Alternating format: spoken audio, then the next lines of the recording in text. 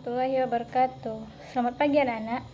Baiklah, pagi hari ini sebelum kita memulai pembelajaran, marilah kita berdoa menurut kepercayaan masing-masing. Berdoa mulai. Berdoa selesai. Oke, jadi kita lanjut materi kita pada minggu ini, yaitu tentang unsur-unsur desain grafis. Di sini ada yang sudah mempelajari tentang unsur-unsur desain grafis. Oke, baik, jadi kita akan mempelajarinya pada minggu ini, unsur-unsur desain grafis. Anak-anak, dalam membuat desain grafis, kita harus tahu dulu unsur-unsur dasarnya, unsur dasar seperti bahan utama sebelum kita memulai karya seni. Yang pertama itu ada garis. Garis itu ibarat jalan dalam gambar. Dengan garis, kita bisa membentuk arah dan batas. Misalnya tegas pada menunjukkan kesan kuat, sedangkan garis melengkung memberikan kesan yang lembut dan luas. Terus yang kedua itu ada bentuk. Bentuk adalah hasil dari garis yang saling bertemu. Ada bentuk geometris seperti lingkaran, segitiga, persegi, dan ada bentuk organik seperti awan atau daun, bentuk membuat desain yang lebih hidup. Terus yang ketiga itu ada warna. Warna mempunyai kekuatan besar. Warna mempunyai kekuatan besar loh. Seperti setiap warna bisa menimbulkan perasaan berbeda. Contohnya merah memberikan kesan berani, biru tenang, dan kuning itu memberikan warna keceriaan. Jadi warna bukan cuma pemanis, tapi juga pembawa suasana. Terus yang keempat ada tekstur. Tekstur memberikan kesan seperti bisa merasakan permukaannya. Apakah halus, kasar, mengkilap, atau doff. Dalam desain digital, ini bisa digunakan dengan efektif dan bayangan. Terus selanjutnya ada ruang. Ruang adalah bagian kosong. Dalam desain, jangan pikir ruang kosong itu sia-sia loh. Justru itu yang membuat desain terlihat rapi dan tidak sesak. Disebut dengan writing space. Terus selanjutnya ada tipografi. Tipografi adalah seni mengatur huruf. Huruf bukan cuma dibaca, dia juga mempercantik tampilan. Contohnya huruf tebal untuk judul yang agar lebih menonjol. Terus selanjutnya ada ukuran promosi. Ini digunakan agar elemen penting terlihat lebih besar dan menarik perhatian. Misalnya ukuran judul lebih besar dari isi supaya mata kita langsung tertuju ke situ.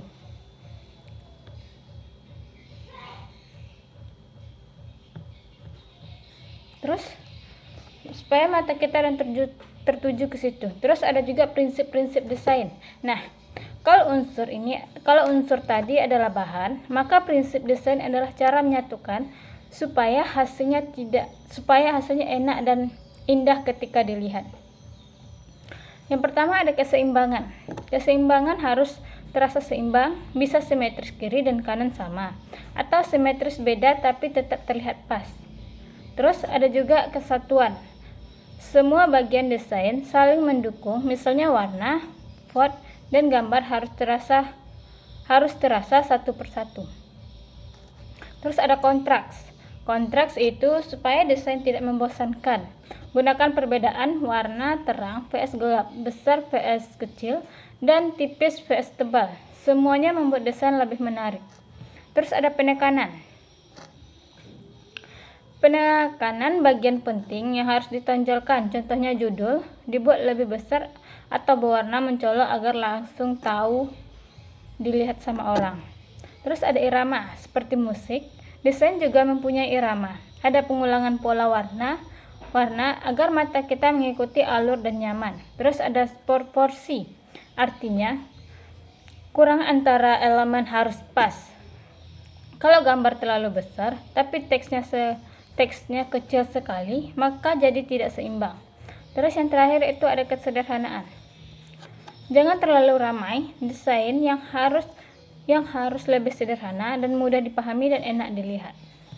Itu tadi ada beberapa prinsip desain. Selanjutnya kita masuk ke alat dan media desain.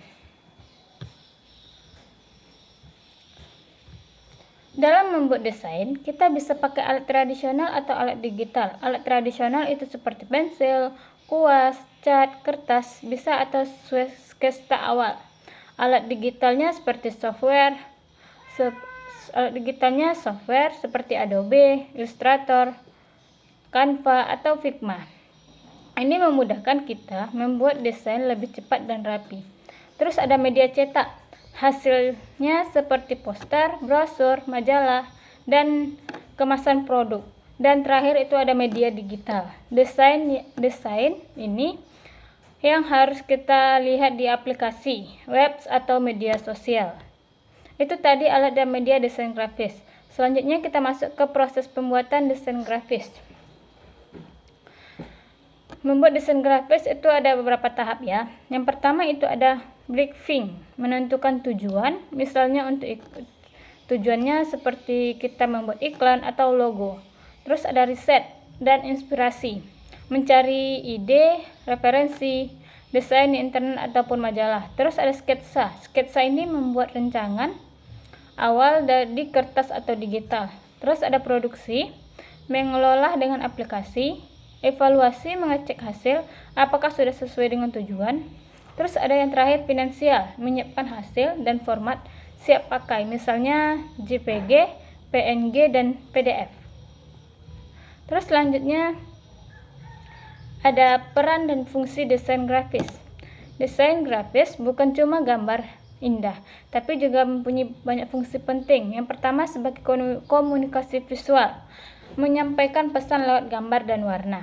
Terus ada sebagai branding, yaitu membangun identitas produk atau perusahaan, sepertinya contoh logo Gojek dan logo Apple.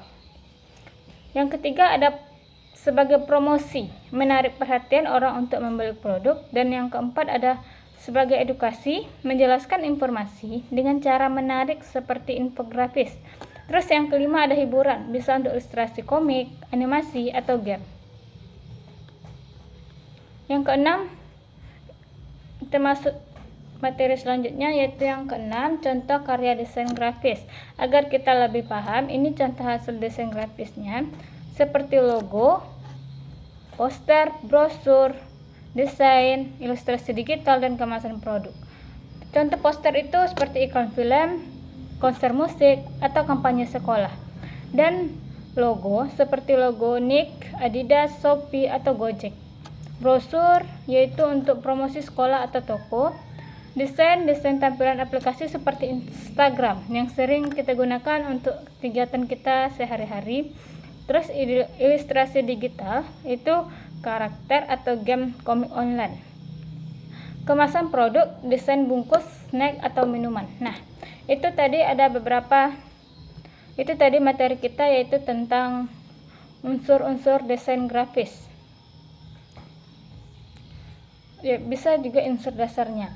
Kita tadi telah mempelajari unsur desain grafis, prinsipnya, terus alat, proses pembuatan desain. Jadi, apakah anak-anak ada yang ingin bertanya tentang materi kita?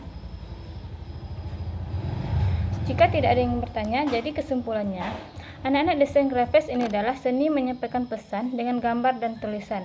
Kalau bisa menggabungkan unsur, prinsip, dan alat yang lebih baik, dari hasil kita tidak hanya indah, tapi juga membawa makna. Oke, cukup sekian pertemuan kita pada minggu ini. Kita lanjutkan pada materi selanjutnya, nanti akan dikirim di grup masing-masing, dan silahkan dibaca untuk penjelasan kita pada pembelajaran selanjutnya. Assalamualaikum warahmatullahi wabarakatuh.